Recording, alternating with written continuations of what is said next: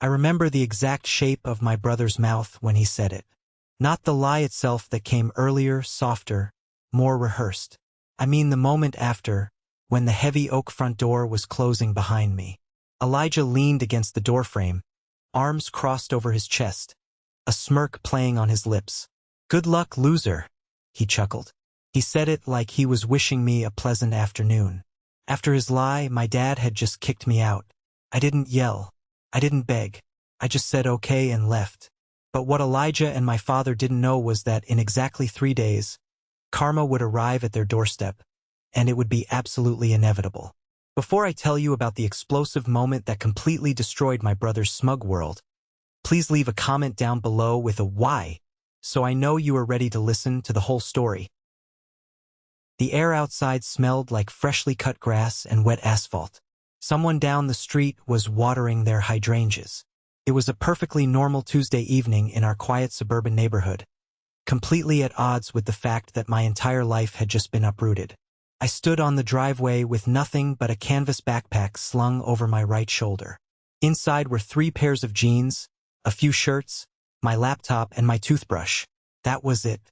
That was 28 years of my life packed into a single bag. I didn't turn around to look at the house. I knew if I did, I would see my stepmother, Sarah, peering through the sheer living room curtains, making sure the trash had actually taken itself out. I could feel the gravel crunching under my boots.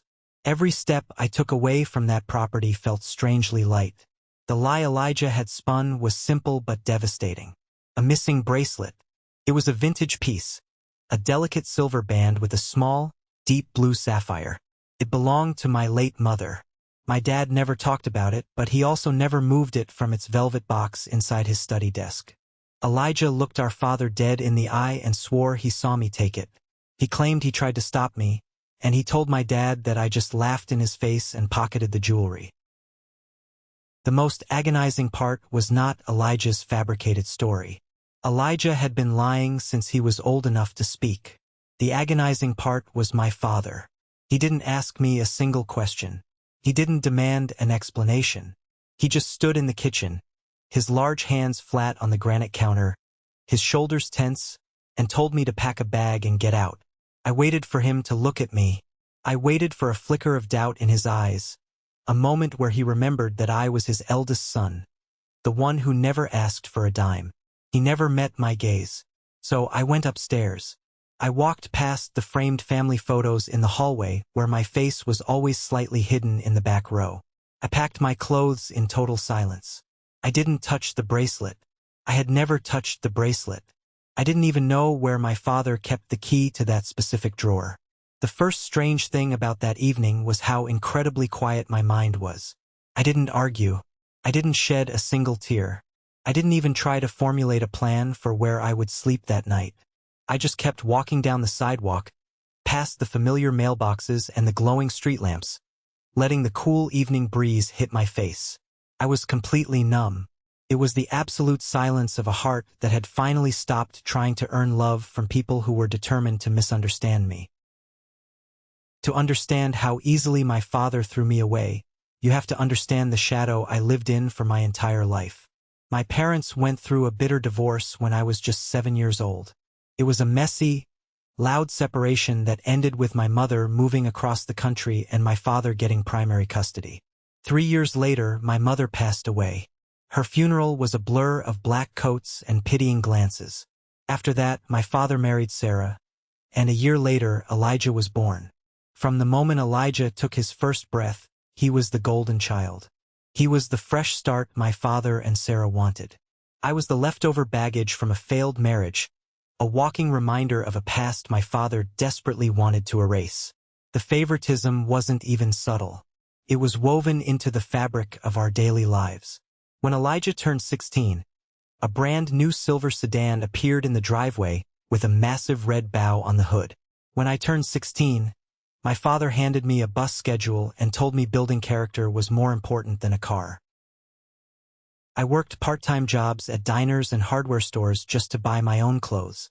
Elijah had his laundry folded and placed on his bed by Sarah until he was in his 20s.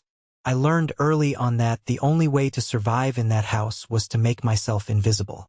I kept my grades up, stayed out of trouble, and never asked for money. But no matter what I did, I was always the problem. If a window was broken, I was interrogated. If the grocery bill was too high, Sarah would make loud, passive-aggressive comments about how much food a growing teenage boy consumes. Elijah, on the other hand, could do no wrong. He was charming, loud, and incredibly manipulative. He knew exactly how to flash a wide smile and play the victim whenever he was cornered. By the time he hit his mid-20s, he had bounced from one failed business venture to another, always funded by my father's seemingly endless patience and bank account. While I was working 50 hours a week to slowly build my career, Elijah was sleeping until noon, playing video games in the basement, and complaining that the job market was rigged against brilliant minds like his. Sarah enabled him completely. She was a master at shifting blame. Whenever my father showed a hint of frustration toward Elijah's laziness, Sarah would immediately pivot the conversation to me. She would mention how I hadn't visited enough, or how my salary wasn't impressive enough for someone my age. She built a protective fortress around her biological son by constantly directing the incoming fire toward me. I accepted this dynamic because I desperately craved a family. I swallowed the unfairness, the snide remarks, and the blatant disrespect because I thought that if I just proved my loyalty, eventually my father would see my worth. I wanted him to look at me with the same pride he reserved for Elijah. That desperate, pathetic hope kept me tethered to a house that had never truly been a home. I tolerated the toxicity because I feared being completely alone in the world. But standing on the porch, listening to Elijah call me a loser while my father remained silent inside, the last remaining thread of that hope finally snapped. I realized you cannot earn the love of people who have already decided you are worthless. The stage for my expulsion was set 3 days before the bracelet went missing. It was a Sunday evening, and my father had insisted on a family dinner to celebrate what he called Elijah's massive career breakthrough. I arrived at the house bringing a bottle of expensive wine, trying to play the part of the supportive older brother. The dining room table was set with Sarah's best porcelain plates and crystal glasses. Elijah was holding court at the head of the table. He was wearing a crisp button-down shirt that I knew our father had paid for. Next to him sat his girlfriend, Chloe. She was a quiet girl, always looking slightly uncomfortable in our house, her eyes darting between Elijah and my father.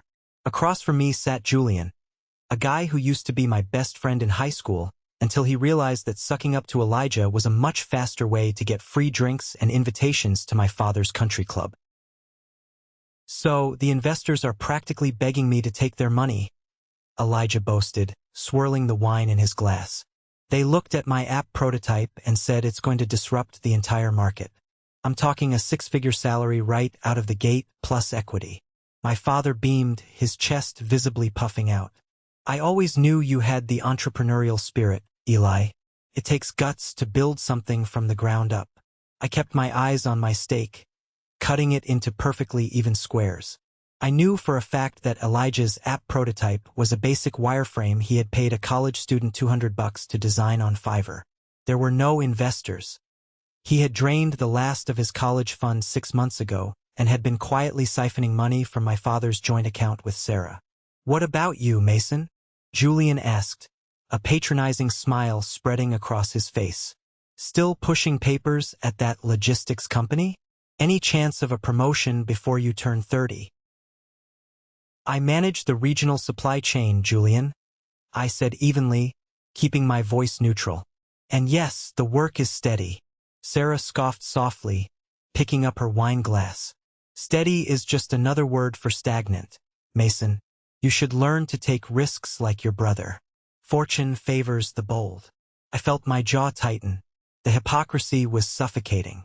I wanted to scream that my stagnant job paid my rent, my bills, and the loan I had taken out to fix my car, while their bold son was secretly drowning in credit card debt. But I said nothing. I just took a sip of my water. After dinner, while Sarah and my father were in the kitchen making coffee, I walked toward the hallway bathroom. As I passed my father's study, the door was slightly ajar. I stopped. Inside, the heavy mahogany desk was illuminated by the desk lamp. Elijah was standing behind the desk. He was frantically pulling at the bottom drawer, the one my father kept locked, the drawer where my mother's sapphire bracelet was kept. I was about to push the door open and confront him, but a floorboard creaked behind me. I turned my head. Chloe was standing at the end of the hallway. She had seen him too. Her eyes were wide, her face pale. She looked at me, then looked away quickly, hurrying into the living room without a word. When I looked back into the study, Elijah was already walking out, his hands shoved deep into his pockets, whistling a tuneless melody. He bumped his shoulder hard against mine as he squeezed past me in the hallway. I didn't know it then, but he had just secured the weapon he would use to destroy me. The bomb detonated on Tuesday afternoon. I had driven over to the house straight from work because my father had texted me saying there was an urgent family matter. When I walked through the front door, the atmosphere was thick enough to cut with a knife. The living room looked like a crime scene. Couch cushions were thrown onto the floor, drawers were pulled out of the side tables, and books were scattered across the rug. My father was pacing back and forth in front of the fireplace. His face flushed a deep, angry red. Sarah was sitting on the edge of the armchair, dabbing her dry eyes with a tissue. Elijah was standing by the window, looking out at the street with an expression of deep, manufactured concern. "What happened?" I asked, dropping my keys into the bowl by the door.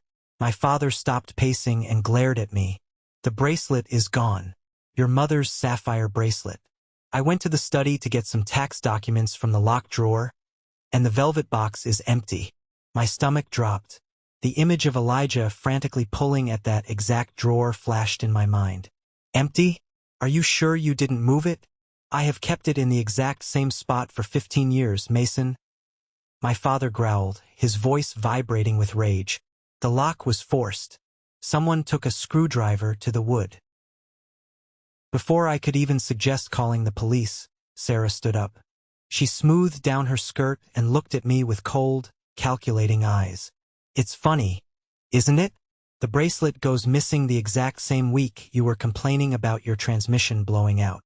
I stared at her, genuinely stunned by the speed of the accusation. "What are you talking about?" "At dinner on Sunday, you mentioned the mechanic quoted you $2,000 to fix your car," Sarah said, her voice dripping with fake sympathy. "And we all know you refused to ask your father for help because of your stubborn pride. Desperate times make people do desperate things, Mason. I have money in my savings account, Sarah. I don't need to steal from my own family to fix a car." I snapped, the anger finally breaking through my calm facade. I turned to my father. "Dad, you can't seriously believe this. I would never touch her jewelry. You know what that piece meant to her." "I don't know what to believe anymore," my father said, rubbing his temples. He looked exhausted, defeated. "I think we should just check everyone's bags and cars," Elijah chimed in from the window. He stepped forward, putting a comforting hand on our father's shoulder. "If Mason didn't take it, he won't mind us taking a look, right? We just need to clear the air. We are family. It was a trap." I could see the snare tightening around my ankle, but I was so blinded by the sheer audacity of the situation that I didn't realize how deep the hole had been dug. I nodded. "Fine. Search my car. Search my apartment. Do whatever you need to do." I thought the truth was an absolute defense. I thought that because I was innocent, the facts would eventually speak for themselves. I severely underestimated the lengths a golden child will go to protect his own skin, and I underestimated how eager my family was to find a scapegoat. We didn't even make it out the front door to search my car. The moment I agreed to the search, Elijah stepped in front of me, blocking the hallway. He let out a heavy, dramatic sigh and looked down at the floor. He was playing the role of the reluctant hero, the brother torn between loyalty and justice. It made me sick to my stomach. "Dad, wait. You don't need to search his car," Elijah said, his voice trembling slightly. He looked up, his eyes wide and convincingly distressed. I didn't want to say anything. I was hoping he would just put it back and we could pretend this never happened. The room went dead silent. My father froze. "Say what, Eli?" What do you know? Elijah swallowed hard. I saw him take it. Sunday night after dinner. I was walking past the study and I saw Mason at your desk. He had the drawer open. He was holding the velvet box. You lying piece of trash, I yelled, lunging forward. My father immediately stepped between us, shoving me back hard against the wall. Let him speak, my father roared, his spit flying onto my cheek. I tried to stop him, Elijah continued, shrinking back behind our father's broad shoulders. I grabbed his arm and told him to put it back. I told him it was Mom's, and he just looked at me and laughed. He shoved the box into his jacket pocket and walked out. I was so scared of causing a scene, Dad. I thought I could convince him to return it quietly. I was hyperventilating. The sheer volume of the lie was suffocating me. Dad, he is lying. I saw him by the desk on Sunday. Chloe saw him too. Call her right now. Before my father could reach for his phone, the front door opened. Matthew, a mutual friend who had been helping Elijah network for his fake app, walked in. He stopped in his tracks, looking at the tension in the room. Bad time? Matthew asked nervously. Sarah immediately pounced. Matthew, were you with Elijah on Sunday night after dinner? Matthew shifted uncomfortably, avoiding my eyes. Yeah. We went to the bar downtown. Did Elijah say anything to you about Mason? My father asked, his voice dangerously low. Matthew looked at the floor, rubbing the back of his neck. Yeah, he was really upset. He had a few drinks and started crying. Said he caught Mason stealing something valuable from your office and didn't know how to tell you. My heart stopped. The floor seemed to drop out from underneath me. Matthew was lying. Matthew was confirming a timeline that didn't exist. He had traded his integrity for whatever scrap of access Elijah had promised him. I was completely boxed in. 2 witnesses against my bare word. The trap had snapped shut, and the metal teeth were biting straight to the bone. I looked at my father. I waited for the paternal instinct to kick in. I waited for the man who raised me to look into my eyes and recognize the son who had never lied to him, never stolen from him, never brought police or debt collectors to his door. But my father just looked at me with pure, unadulterated disgust. His jaw muscle twitched. He didn't see his son standing against the wall. He saw a thief. He saw a problem he finally had a legitimate excuse to get rid of.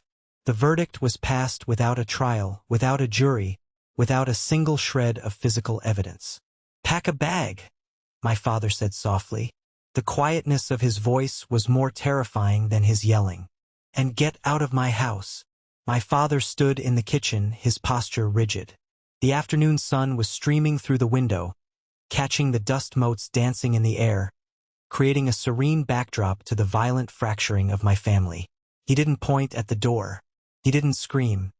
He just placed his hands flat on the granite island and stared at the stainless steel sink. I want you gone before dinner, he stated, his voice devoid of any warmth. If you try to come back, I will call the police and have you arrested for trespassing. And if I ever find out you sold that bracelet, I will spend every penny I have to bury you in legal fees. Sarah stood a few feet behind him. She didn't say a word, but she didn't have to. The slight, almost imperceptible lift of her chin and the relaxation of her shoulders told me everything. She had won. The war she had been waging against me since I was 8 years old was finally over. The usurper was being exiled. Dad, I tried one last time, my voice cracking. I swear on Mom's grave, I did not take it. You are making a mistake. You are letting him play you. Do not bring your mother into this, he suddenly roared, slamming his fist onto the counter so hard the coffee mugs rattled. She would be ashamed of what you've become. Petty thief, a liar, blaming your own brother to save your skin. That was the breaking point. Hearing him use my dead mother to defend the son who was currently robbing him blind was the final knife twist. Something inside my chest, a tight, anxious knot that had been there for 2 decades, suddenly loosened. The desperation evaporated. The frantic need to be believed vanished. It was replaced by an icy, absolute clarity. I didn't yell back. I didn't throw my hands up. I just looked at the man who shared my DNA and realized I didn't know him at all. He wasn't a father protecting his family. He was a coward protecting his illusions. He needed Elijah to be perfect so his second marriage could be perfect. I was the sacrificial lamb required to maintain their fake domestic bliss. Okay, I said, just one word. Flat. Empty. My father blinked, seemingly caught off guard by my lack of resistance. He expected me to cry, to beg for forgiveness, to fall to my knees. When I didn't, a flicker of uncertainty crossed his face, but he quickly masked it with a hard scowl. I turned my back on him. I walked out of the kitchen, feeling the heavy silence of the house pressing down on me. I didn't run up the stairs. I took them one at a time, deliberately pacing my steps. I walked into my bedroom, the room I had slept in since I was a child. The walls were still painted the light blue my mother had chosen. The old oak desk where I had spent thousands of hours studying for college exams sat in the corner. I pulled my canvas backpack from the closet and started throwing things inside. I didn't pack for a long trip. I packed for a permanent departure. I left behind the expensive watch my dad had given me for graduation. I left behind the photo albums. I took nothing that tied me to his money or his name. When I zipped the bag shut, I took one final look at the room. It felt like looking at a museum exhibit of a life that no longer belonged to me. I swung the bag over my shoulder, the weight of it grounding me to reality, and walked out the door without looking back. That brings us back to the porch. Back to Elijah leaning against the doorframe, delivering his final, smug line. Good luck, loser. I didn't give him the satisfaction of a reaction. I walked down the driveway, the gravel crunching under my boots, and stepped onto the sidewalk. The walk away from the house was surreal. Felt like I was moving underwater. The neighborhood was so aggressively normal. A teenager was riding a bike down the street. A golden retriever was barking behind a wooden fence. The sun was beginning its slow descent, casting long golden shadows across the manicured lawns. Everything was exactly the same, yet my entire universe had shifted on its axis. I walked for over an hour without a destination in mind.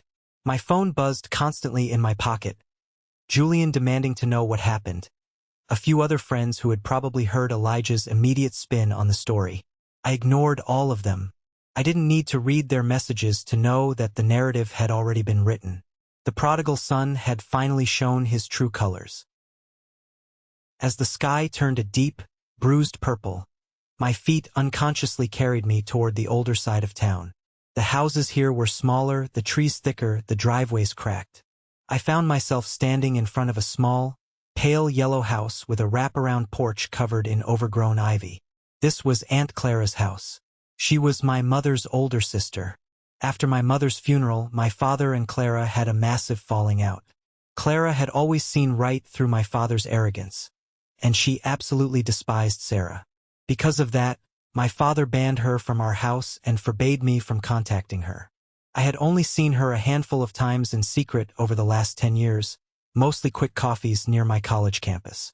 I walked up the wooden steps, the boards creaking under my weight, and pressed the doorbell. Chimed deep inside the house. A minute later, the porch light flicked on, casting a yellow halo over me. The heavy wooden door swung open, and Aunt Clara stood there. She was wearing an oversized knitted sweater, her gray hair pulled back in a loose bun. She looked at me, then looked down at the canvas backpack slung over my shoulder. She didn't ask what happened. She didn't ask why I was standing on her porch at 8 o'clock on a Tuesday night. She just stepped aside and pushed the screen door open. You look exactly like your mother when you hold your jaw like that, Clara said softly. Come inside. The kettle is already boiling. I stepped across the threshold, and the smell of Earl Grey tea and old books hit me. It was a smell I hadn't realized I was desperately homesick for. The tension in my neck finally cracked. I dropped my backpack onto the hardwood floor, the heavy thud echoing in the quiet hallway. Clara led me into the kitchen and poured 2 mugs of steaming tea. We sat at her small, scarred wooden table in total silence for 20 minutes. I wrapped my cold hands around the hot ceramic, letting the heat seep into my skin. I didn't have to explain the injustice. I didn't have to defend my character. In her house, I wasn't the problem to be fixed or the thief to be punished. I was just Mason. "You can stay in the spare room upstairs," Clara finally said, taking a slow sip of her tea. "Stay as long as you need. We'll figure out the rest tomorrow." I nodded, my throat too tight to speak. That night, I slept in a bed that wasn't mine, under a roof that wasn't my father's, and for the first time in 20 years, I felt entirely safe. The next morning, the reality of my exile began to set in. I woke up to the smell of bacon and black coffee.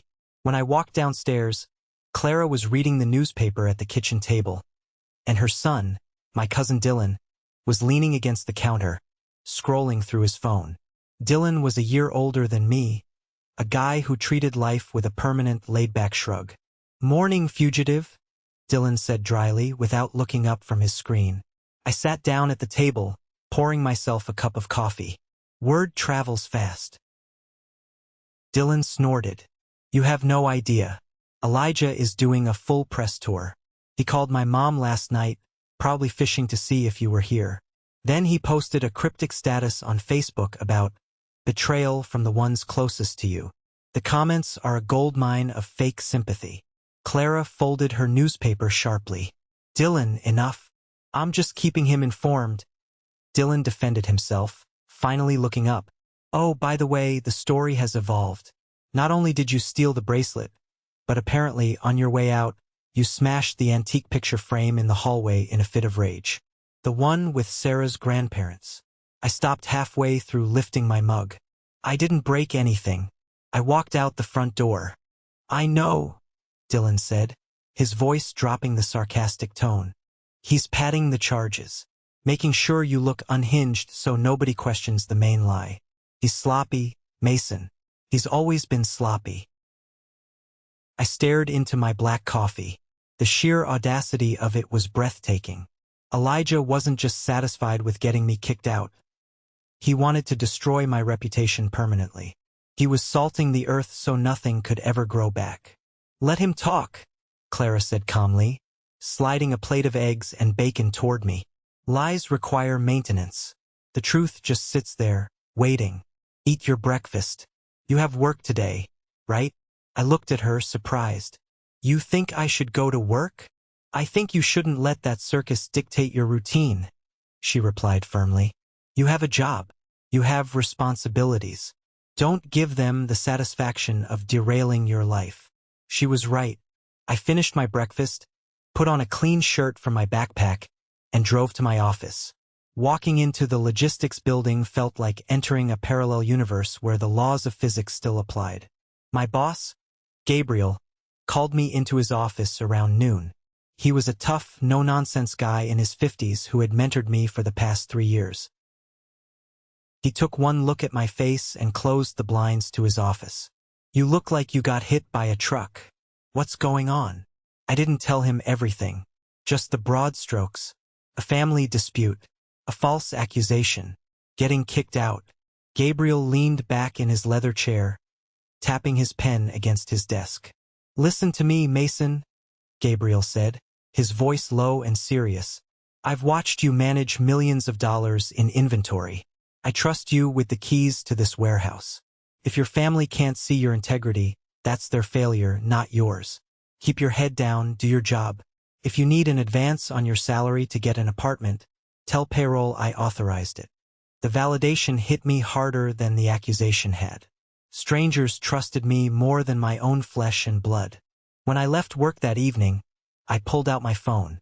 I had 14 missed calls from my father and a dozen texts from Elijah playing the victim.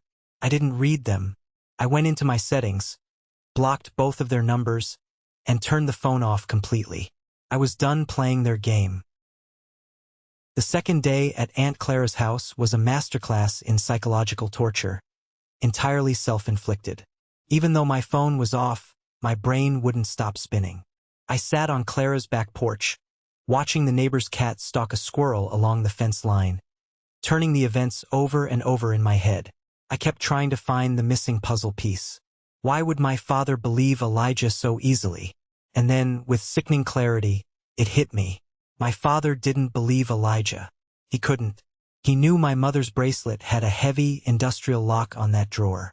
He knew Elijah was the only one in the house with a history of picking locks and snooping. He knew I had never asked for money, while Elijah was constantly begging for cash to cover his tracks. My father wasn't stupid. He was a successful businessman who could spot a liar from a mile away. He knew Elijah took it. The realization felt like a physical blow to the chest. My father knew his golden child was a thief. But to admit that out loud would mean acknowledging that his parenting was a failure. It would mean dealing with Sarah's wrath. It would mean breaking the illusion of his perfect second family. So, when Elijah handed him a scapegoat on a silver platter, my father took it. He chose to sacrifice me to save himself the embarrassment of facing the truth. He traded my dignity for his peace of mind. I felt a sudden, violent surge of nausea. The betrayal was so deep, so absolute, that it fundamentally altered the way I saw the world. I wasn't just a victim of a lie, I was a casualty of a cover-up. That evening, I sat in the living room while Clara knitted in her armchair. The television was on low, playing a reruns of an old detective show. "You figured it out, didn't you?" Clara asked quietly, not looking up from her needles. I looked at her. "He knows. Dad knows Elijah did it." Clara paused her knitting. She let out a long, heavy sigh. "Robert has always been a coward, Mason. He was a coward during the divorce. He used custody threats to punish your mother, not because he wanted to raise you, but because he wanted to win. And he's a coward now. He would rather live a comfortable lie than an uncomfortable truth. How can you live with someone like that?" I asked, my voice barely above a whisper. "You don't," Clara said firmly. She set her knitting down and looked me dead in the eye. Her gaze was sharp, calculating. "You let them build their house of cards. And then you introduce a stiff breeze." She stood up, walked over to the antique telephone table in the hallway, and picked up the receiver. She dialed a number from memory. "David?" she said into the phone. Her voice had changed. The warm, comforting aunt was gone, replaced by a woman of sharp business acumen. "It's Clara. We need to execute the contingency plan." "Yes. Tomorrow morning. The assets are at risk. Send Carter and the team." She hung up the phone and walked back into the living room. She looked at me, a fierce, protective fire burning in her eyes. "Your father thinks he has absolute power in that house," Clara said, a slight, dangerous smile playing on her lips. "He has forgotten that some things don't belong to him. Sleep well tonight, Mason. Tomorrow we take the power back." The third day began with an eerie calmness. I didn't go to work. Clara had told me to stay home, dress neatly, and wait. The tension in her house crackled like static electricity before a thunderstorm. Around 10 in the morning, Dylan arrived, dressed unusually sharp in a button-down shirt instead of his usual graphic tees. He sat at the kitchen island, rhythmically tapping his fingers on the marble, his eyes glued to his phone. "They're moving," Dylan announced quietly. "Target is secure." At exactly 11 o'clock, the storm arrived at my father's quiet suburban street. We weren't there to witness it firsthand, but Dylan had a friend who lived 3 houses down from my father, texting us the play-by-play. The friend had noticed the disruption immediately because in that neighborhood, anything out of the ordinary was prime gossip material. A sleek, pitch-black Porsche Panamera glided down the street, its engine purring with a quiet, expensive menace. It didn't park on the street. It pulled aggressively right into my father's driveway, blocking in Sarah's SUV. The doors opened, and 2 men stepped out. The first was David. He was a high-powered financial lawyer, a shark in a custom-tailored Italian suit, carrying a sleek leather briefcase. David was Clara's oldest friend and the executor of a trust my father had desperately tried to ignore for 2 decades. The second man was Carter. He didn't wear a suit. He wore a tactical polo, cargo pants, and a stern expression. Carter was a private investigator who specialized in forensic accounting and asset recovery. And just to make the point absolutely clear, a marked police cruiser pulled up along the curb a minute later, a uniformed officer stepping out to stand by the sidewalk, arms folded. According to Dylan's friend, curtains in the neighboring houses were twitching violently. People were pausing their lawnmowers. A government-looking raid on Robert's pristine lawn was the neighborhood event of the decade. "They are at the door," Dylan read from his phone, a massive grin spreading across his face. I could only imagine the scene inside. My father was likely in his study, pretending to work, while Sarah was probably watching daytime television. Secure in the knowledge that they had successfully purged the house of its problem. They thought they had won. They thought they had buried the issue along with me. David didn't ring the doorbell. He knocked. It was a heavy, authoritative knock that demanded immediate attention. When my father opened the door, his face must have dropped. He knew David. He knew exactly what David represented. "Robert," David said smoothly, his voice carrying clearly enough for the neighbors to hear. "We need to come inside. Now." My father, caught completely off guard, stepped back. "David? What the hell is going on? Why is there a police officer on my curb?" "We are executing an immediate audit and asset recovery protocol," David announced, stepping into the foyer without waiting for an invitation. Carter followed right behind him, his eyes scanning the interior of the house like a hawk looking for prey. "We have reason to believe that high-value property belonging to the estate of Eleanor has been compromised." Eleanor, my mother's name. Hearing it invoked like a legal weapon sent a shiver down my spine even from miles away. The trap my father and Elijah thought they had set for me was actually a cage they had built for themselves, and David had just arrived to lock the door. The inside of the house instantly descended into chaos. Dylan's friend couldn't see past the foyer, but he could hear the shouting through the open front door. Sarah came rushing out of the living room, her face pale. "Robert, who are these people? You can't just barge into our home." "Mrs. Sarah," David said, his tone icy and polite, "I assure you, I have every legal right to be here. I represent the trust of Eleanor's estate. The sapphire bracelet that went missing from this property 2 days ago does not belong to your husband. It is an asset of the trust, legally owned by Clara, intended for Mason upon his 30th birthday. Its disappearance constitutes felony grand larceny." My father's face drained of color. "Clara's? What are you talking about? That was my wife's jewelry. Your late wife transferred ownership to her sister prior to the divorce being finalized, specifically to protect it from your assets." David corrected him sharply, opening his briefcase and pulling out a thick stack of legal documents. "It was loaned to you for safekeeping, a condition you have clearly violated. Now, where is Elijah?" Hearing his name, Elijah slowly descended the stairs. He looked like a deer caught in the headlights of a semi-truck. The arrogant smirk he wore when he kicked me out was completely gone. He saw the police officer standing outside the window, and he began to shake. I don't know what's going on," Elijah stammered, gripping the banister. "Mason took it. We kicked him out. He stole it." Carter, the private investigator, stepped forward. He didn't look at my father. He locked his eyes directly onto Elijah.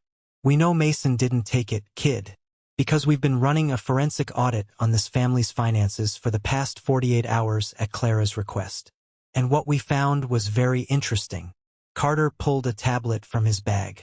"We found massive irregularities in your father's joint accounts. Someone has been siphoning thousands of dollars over the last 6 months. Cash withdrawals, crypto transfers, debt payments.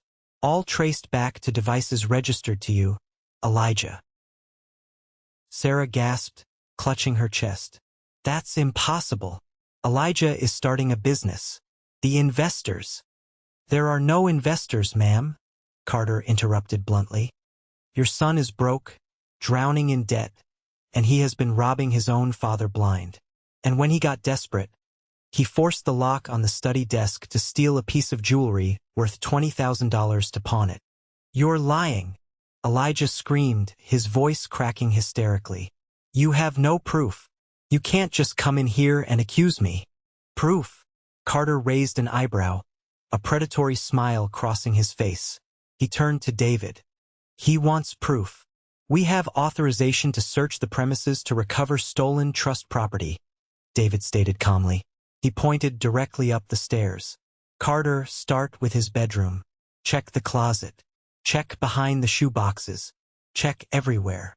Elijah lunged forward to block the stairs, panic completely taking over his body. No, you can't go up there. Dad, do something. Stop them. But my father couldn't move. He stood frozen in the hallway, looking from the legal documents in David's hands to the terrified, guilty face of his golden child. The illusion was shattering right in front of his eyes. The lie he had chosen to believe to protect his pride was now tearing his entire life apart in broad daylight. Back at Clara's house, I listened to Dylan relay the events, feeling my heart pound against my ribs. The eye of the storm had passed over me, and now it was ripping the roof off their perfectly manicured lives. Dylan's friend was typing so fast the text bubbles on my phone were appearing in rapid, frantic succession. From what he could see through the open front door and the large bay windows, the living room had become a war zone. Carter didn't wait for my father to grant him permission. He simply walked past Elijah, his heavy boots thudding against the hardwood floor, and headed straight for the staircase. "Hey, you can't go up there," Elijah yelled, finally finding his voice. He scrambled up the stairs, trying to grab the back of Carter's tactical polo, but the police officer stepped inside the doorway and simply cleared his throat. It was a low, warning sound that froze Elijah in his tracks. Carter reached the landing and pushed open the door to Elijah's bedroom. It was exactly as messy as it always was. Clothes piled on the floor, half-empty energy drink cans scattered across the computer desk. My father and Sarah had followed them up the stairs, hovering in the hallway. My father was hyperventilating, his face a terrifying shade of pale gray. He kept looking at David, demanding an explanation, but David just stood in the doorway, checking his gold wristwatch with an expression of complete boredom. "This is an illegal search," Sarah shrieked, clutching her pearl necklace. "Robert, call our lawyer right now. They are violating our rights." "Go ahead and call him, Sarah," David said smoothly. "I'm sure he'll be thrilled to bill you $300 an hour to explain the concept of asset recovery regarding a legally executed trust." Inside the room, Carter didn't tear the place apart. He was a professional. He knew exactly what he was looking for. He walked straight to the walk-in closet. He pushed aside the rows of expensive sneakers my father had bought for Elijah. In the very back, hidden under a pile of discarded gym bags, was a stack of old shoe boxes. Carter pulled the bottom one out. He opened it, dug past some old receipts, and pulled out the small, deep blue velvet box. He turned around and held it up. The silver clasp caught the light from the hallway. Elijah backed up against the wall, his breathing shallow and rapid. I didn't put that there," he stammered, his eyes darting wildly around the room. "Mason must have planted it. He sneaked back in and planted it to frame me. He knew you were coming." "Mason hasn't been within 5 miles of this house in 3 days," Carter said, his voice dripping with absolute disgust. He opened the box to confirm the sapphire bracelet was inside, then placed it securely into an evidence bag. Before Elijah could spin another desperate lie, the front door downstairs opened again. Heavy footsteps echoed up the staircase. Wyatt, another police officer, walked up to the landing, and right behind him, trembling like a leaf but holding her head high, was Chloe, Elijah's girlfriend. Elijah's jaw dropped. "Chloe? What are you doing here? Tell them Mason took it." Chloe didn't look at him. She looked at my father. She reached into her purse and pulled out her smartphone. Her hands were shaking violently, but she tapped the screen a few times and held it up. "I couldn't do it anymore, Mr. Robert," Chloe said, her voice cracking, tears streaming down her face. "I couldn't watch what he was doing to Mason. I was there on Sunday night. I saw him go into your study." She hit play on the video. The volume was turned all the way up. Through the phone speaker, everyone in the hallway, heard the unmistakable sound of metal scraping against wood as the lock was forced. The video showed Elijah standing behind my father's desk, ripping the drawer open, grabbing the velvet box, and shoving it into his pocket. And then, the audio picked up his voice, whispering to himself, "Let's see the golden boy talk his way out of this one." The silence in the hallway was deafening. The digital recording played on a loop, the sound of the breaking lock echoing off the walls again and again. Elijah sank to the floor, burying his face in his hands. The lie was dead, and the executioner was the only person he thought he had completely controlled. My father stood completely paralyzed.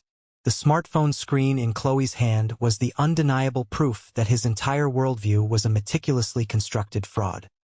He looked at Elijah, who was now curled into a pathetic ball on the carpet, sobbing loudly and aggressively, hoping to drum up a final ounce of sympathy.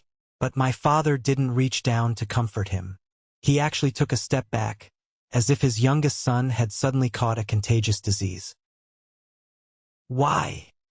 my father whispered, his voice completely hollow. "Why would you do this? I give you everything. I pay for your car. I pay for your life." David stepped forward, stepping right over Elijah's legs. He adjusted his suit jacket and looked my father dead in the eye.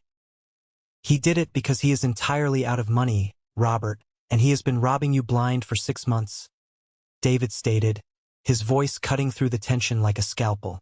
"When Clara requested a forensic audit to locate the bracelet, Carter's team pulled your joint financial records. Elijah has been siphoning your retirement funds. He used your credit lines to pay off his own private gambling debts. He forged your signature on a secondary mortgage application for this very house. The money for his supposed investors. It went straight to a sports betting syndicate." Sarah let out a blood-curdling scream. She pushed past David and grabbed my father by the shoulders. "Tell them they are lying, Robert. Our money is fine. You checked the accounts last week." "He checked the dummy statements Elijah forwarded to his email," Carter interjected, sliding his tablet toward my father. "Look at the real ledger. Your savings are gone, sir. You are effectively $50,000 in debt. And your son was stealing a family heirloom to pawn it just to keep his bookies from breaking his kneecaps." My father looked at the tablet. The glowing screen illuminated the deep lines on his face. He seemed to age 20 years in a matter of seconds. The financial ruin was bad, but the source of the ruin was what truly broke him. The son he had chosen, the son he had sacrificed my mental health to protect, was the architect of his destruction. "And concerning the bracelet," David continued, his tone shifting into pure legal authority, "you seem to be under the impression it was yours to keep. It was not. Eleanor's inheritance was structured very specifically during your divorce.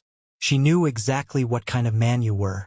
The bracelet, along with a sizable college fund, was placed into a trust managed by Clara. You were permitted to hold the jewelry until Mason's 30th birthday, under the strict condition that it remain safe. You failed. You allowed a thief to break a lock under your own roof."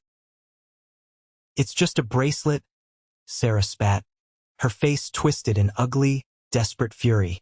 "Take it and get out of my house. It is grand larceny." The police officer, Wyatt, finally spoke up, stepping forward with a pair of steel handcuffs. He looked down at Elijah. "Elijah Robert, stand up.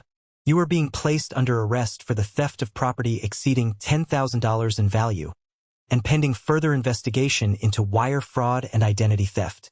Dad, please, don't let them take me," Elijah screamed, thrashing wildly on the floor. He grabbed the hem of my father's trousers, begging like a child. "I'll pay it back. I'll fix the app. Just tell them to stop."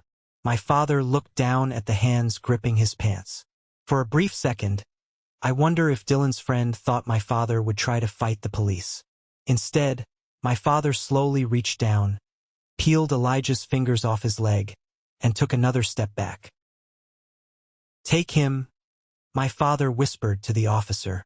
Sarah collapsed onto the floor, wailing, as Wyatt pulled Elijah to his feet, wrenched his arms behind his back, and clicked the handcuffs shut. The sound of the locking metal echoed through the house, a permanent and terrifying finality to the golden child's reign. They marched him down the stairs, out the front door, and pressed him into the back of the police cruiser in front of the entire neighborhood. The curtains in every window on the street were wide open. The humiliation was absolute, and it was public. Back at Aunt Clara's house, Dylan put his phone face down on the kitchen island. The text updates had stopped. The police cruiser had driven away. The black Porsche had smoothly backed out of the driveway and vanished down the street, leaving my father and Sarah standing in the ruins of their shattered reality. I sat on the living room sofa, staring at the blank television screen. The silence in Clara's house felt heavy, thick with the weight of what had just transpired. I had spent my entire life imagining what it would feel like to finally be vindicated. I thought it would feel like a parade. I thought I would feel an overwhelming sense of triumph, a rush of adrenaline and righteous anger. But I didn't feel triumphant. I felt incredibly, deeply tired. It was a bone-deep exhaustion that seeped into my muscles. The war was over, but looking at the battlefield, there were no winners. Just a broken family and a mountain of lies that had finally collapsed under its own weight. Suddenly, the absolute quiet of the room was shattered by a sharp buzzing. My phone, which had been sitting on the coffee table, lit up. The screen displayed a contact name I hadn't seen ring through in years. That I had blocked him, but he must have called from Sarah's phone, or perhaps the landline. I stared at the glowing rectangle as it vibrated angrily against the wood. I didn't reach for it. I just watched it ring. Clara walked into the living room, wiping her hands on a dish towel. She looked at the phone, then looked at me. She didn't say a word. She just walked over to the armchair and sat down, giving me the space to make my own choice. The ringing stopped. 10 seconds later, the screen lit up again. Voicemail. My finger hovered over the screen. A morbid curiosity compelled me to tap the playback button. I put the phone on speaker, resting it on the table. My father's voice filled the room. It didn't sound like the booming, authoritative voice that had ordered me out of his kitchen just 3 days ago. It sounded small. It sounded broken, raspy, and desperate. Mason! The voice cracked immediately. Mason, please pick up. I know you're at Clara's. I don't even know what to say. The police took Elijah. He took the money. He took your mother's bracelet. God, Mason, I am so sorry. I am so incredibly sorry. I was blind. I let Sarah get in my head. I wanted so badly to believe that I had built a good family, and I destroyed the only good thing I actually had. Please just come home. Let me fix this. Let me make it right. Please call me back. The message ended with a click. The room plunged back into silence. I looked at the phone. For 20 years, I would have traded my own soul to hear my father speak those words.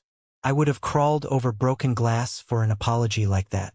I had spent countless nights staring at my bedroom ceiling, wondering what I had to do to make him realize I was worthy of his love. And now here it was, the ultimate apology, the complete surrender, and I felt absolutely nothing. The realization hit me with the force of a freight train. I didn't need him anymore. The desperate, lonely kid inside me who wanted his dad to be his hero had finally died, starving to death in that cold house. I had grieved the loss of my father years ago. I just hadn't realized it until this exact moment. A single tear slipped down my cheek, hot and fast. Then another. I wasn't crying because I missed him. I was crying because of the immense, overwhelming relief. The heavy, suffocating chain that had bound me to his approval simply snapped and dissolved into dust. Clara stood up, walked over, and sat beside me on the sofa. She wrapped her arm around my shoulders and pulled me close. She smelled like lavender and warm tea. I leaned into her, letting the tears fall silently, washing away 2 decades of poison. I was finally free. The next morning, the sky was a brilliant, unclouded blue. I woke up feeling lighter than I had in years. The knot of anxiety that usually sat right behind my ribs was completely gone. I got out of bed, put on a sharp suit I had packed in my canvas bag, and went downstairs to make coffee. Today, I was going back to the office. I had a life to build, and for the first time, no one was actively trying to tear it down. I walked out of Clara's front door at exactly 7:30 to catch the commuter bus. The crisp morning air hit my face, clean and refreshing. I walked down the wooden porch steps, adjusting my briefcase strap. That was when I saw it.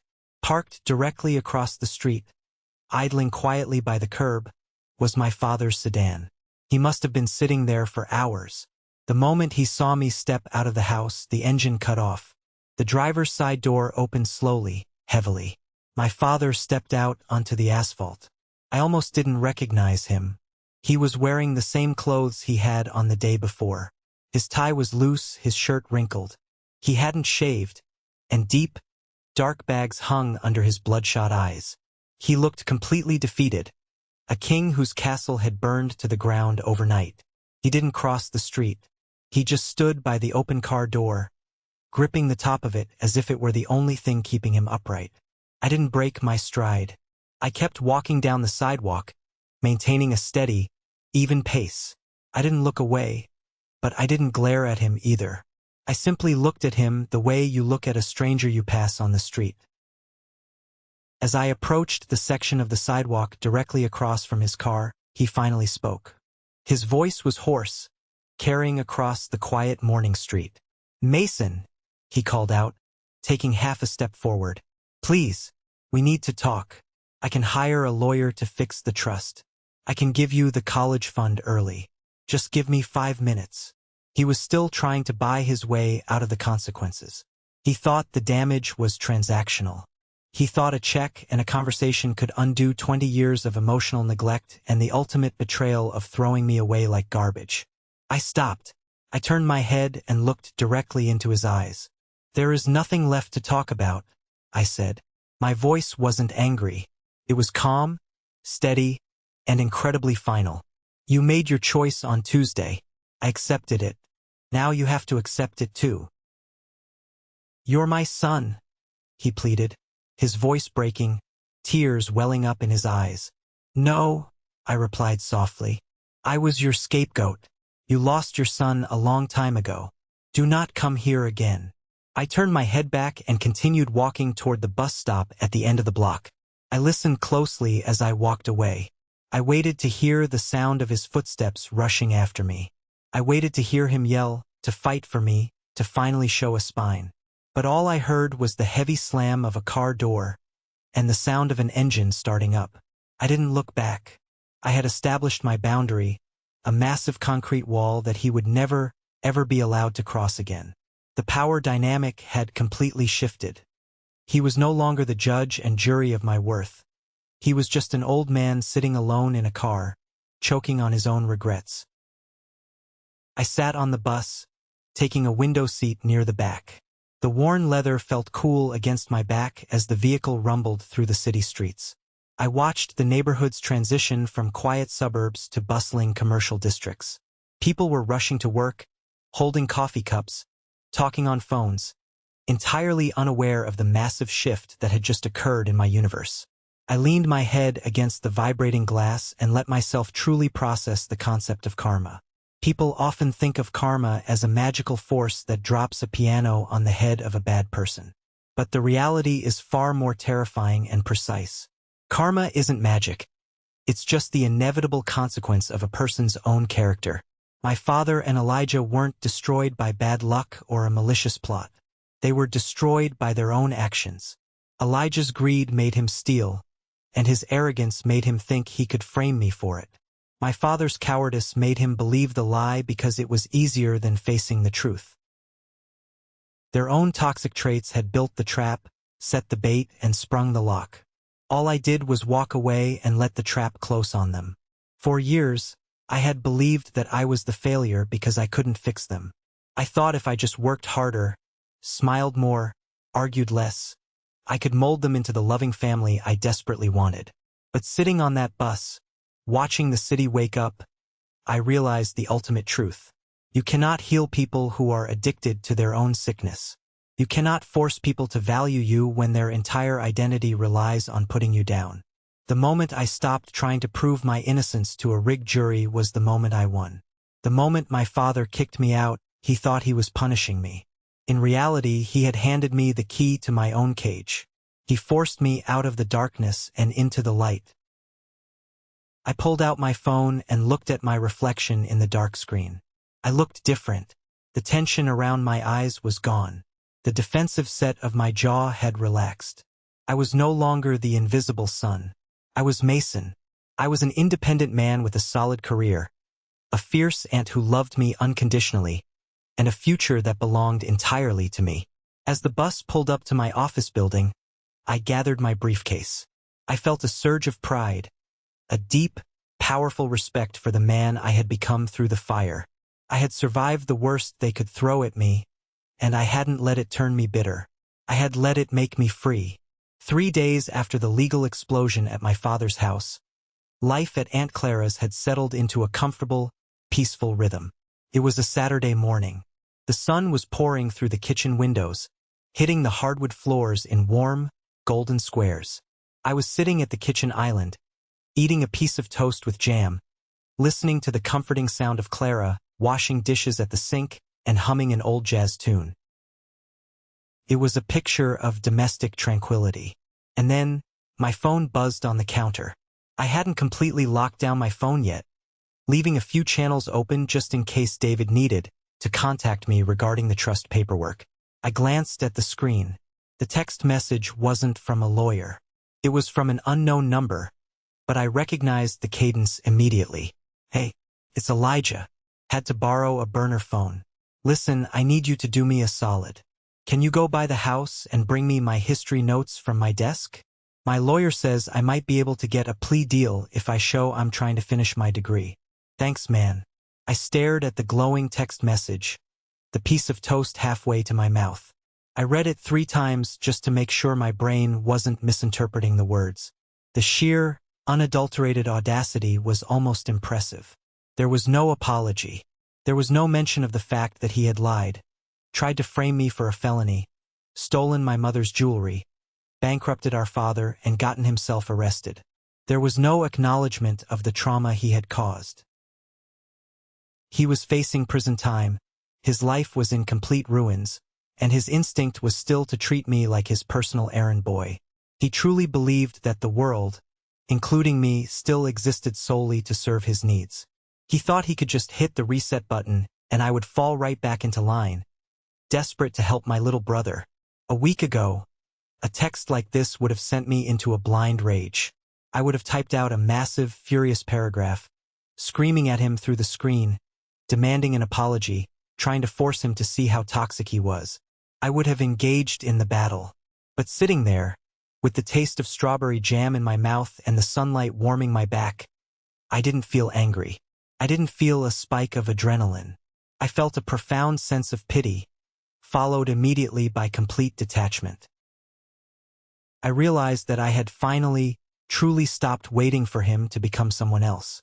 He was a manipulative, selfish person, and he always would be.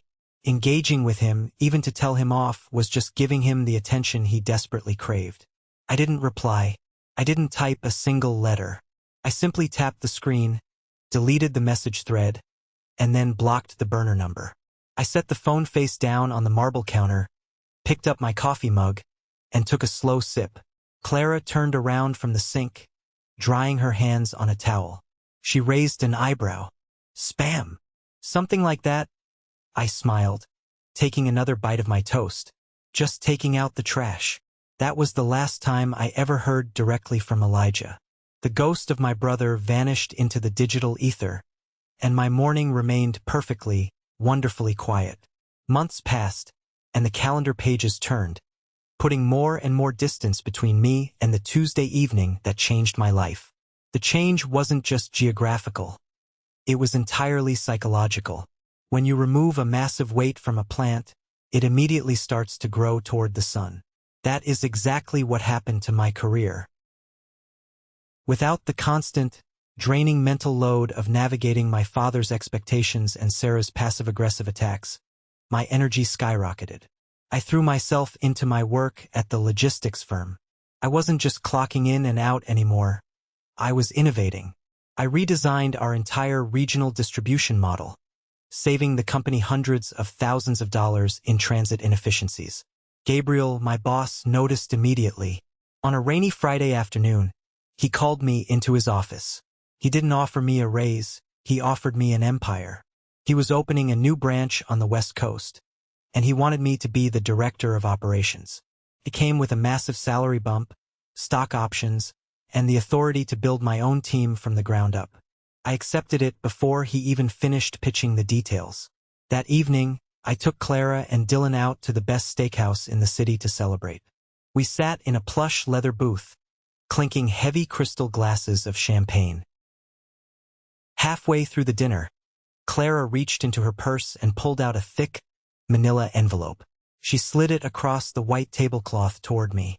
"I was going to wait until you moved to give this to you," Clara said, her eyes shining with pride. "But considering the promotion, I think now is the perfect time." I opened the envelope. Inside were documents from David's law firm. It was the complete transfer of my mother's trust. Not just the sapphire bracelet, which was now safely locked in a bank vault under my name, but the college fund. Because I had paid my own way through state school by working 3 jobs, the fund had sat untouched for 20 years, quietly accumulating compound interest. I looked at the number at the bottom of the statement. It was staggering. It was enough to buy a house in cash or start my own company. "She wanted you to have a safety net," Clara said softly, reaching across the table to squeeze my hand. "She knew Robert would never protect you, so she made sure I could. Use it to build whatever life you want, Mason." I looked at the paper, my vision blurring slightly with tears. My mother had been gone for 2 decades, but she had reached through time to catch me when I finally fell. I wasn't an orphan. I had a family. I had Clara, I had Dylan, and I had a mother who loved me enough to outsmart the man who tried to break me. A few weeks before I packed up my apartment to move to the West Coast, I was grabbing a quick coffee downtown. I was standing in line, checking emails on my phone, when I heard someone say my name. "Mason? Holy crap, is that you?" I turned around. It was Julian. He looked terrible. The confident, patronizing smirk he wore at the family dinner was gone. He looked exhausted, his clothes slightly rumpled. "Julian," I said evenly, giving him a polite, brief nod. He immediately stepped out of line and pulled me toward a corner table. He seemed desperate to talk, practically vibrating with nervous energy. "Man, I am so sorry about what happened," Julian started, his words tumbling out rapidly. "I didn't know Elijah was lying, I swear. If I had known." "It's fine, Julian." I cut him off, not wanting to hear his pathetic excuses. "It's in the past. I have to get back to work." "Wait, do you know what happened to them?" Julian asked, his voice dropping to a conspiratorial whisper. "To your dad and Elijah?" I stopped. I didn't actively seek out information about them, but I couldn't deny a fleeting curiosity about how the dust had settled. "No, I haven't spoken to them." Julian leaned in. "It's a complete disaster. Sarah left your dad. The moment the bank froze their joint accounts to investigate the wire fraud, she packed her bags and moved back to her sister's place. She filed for divorce 3 weeks later, demanding alimony your dad can't even afford to pay because all his cash is tied up in lawyer fees." I sipped my coffee, my expression completely neutral. "And Elijah?" Julian continued, clearly hoping for a reaction. "His lawyer managed to keep him out of federal prison, but he's on heavy probation. He has a felony record now. He can't get a job anywhere near finance or tech. Last I heard, he's working the night shift at a massive commercial laundry facility on the edge of town, hauling wet linens. Your dad is living alone in that big house, and the bank is threatening to foreclose." Julian paused, waiting for me to laugh, to gloat, to show some sign of vicious satisfaction. But I didn't. I just looked at him. I felt a cold, objective acknowledgement of the facts. The universe had balanced the scales.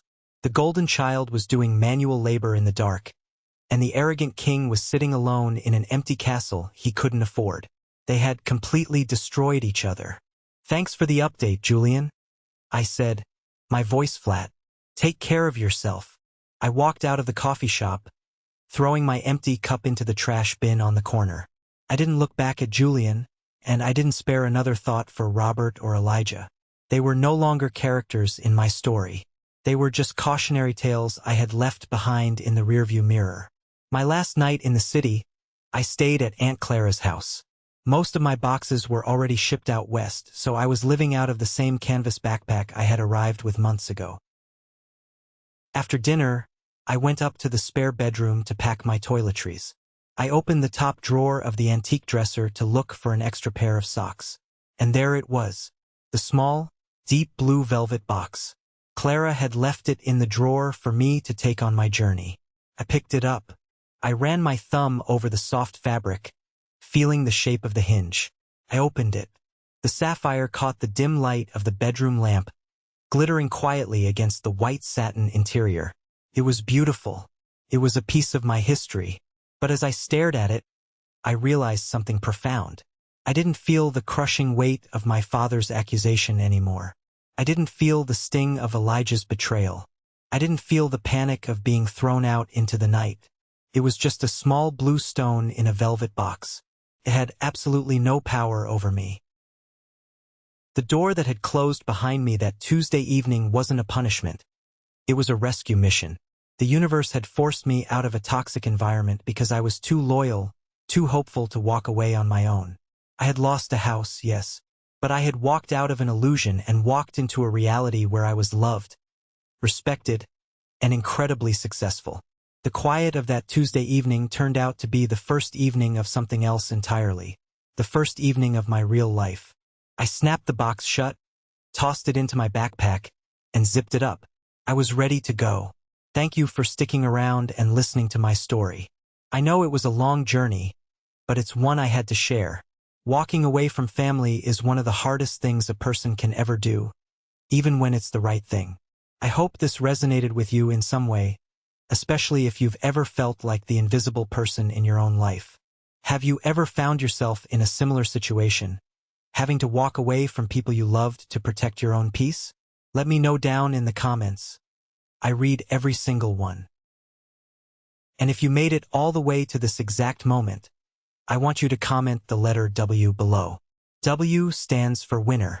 It's the secret code for the 1% Club, the incredible group of you who have the patience and empathy to listen to a story until the very end. It lets me know who my real listeners are. If my journey helped you, or if you just believe in the power of karma, please hit that like button and follow the channel. Your support means the world to me, and we have plenty more stories to share. Stay strong, protect your peace, and I'll see you in the next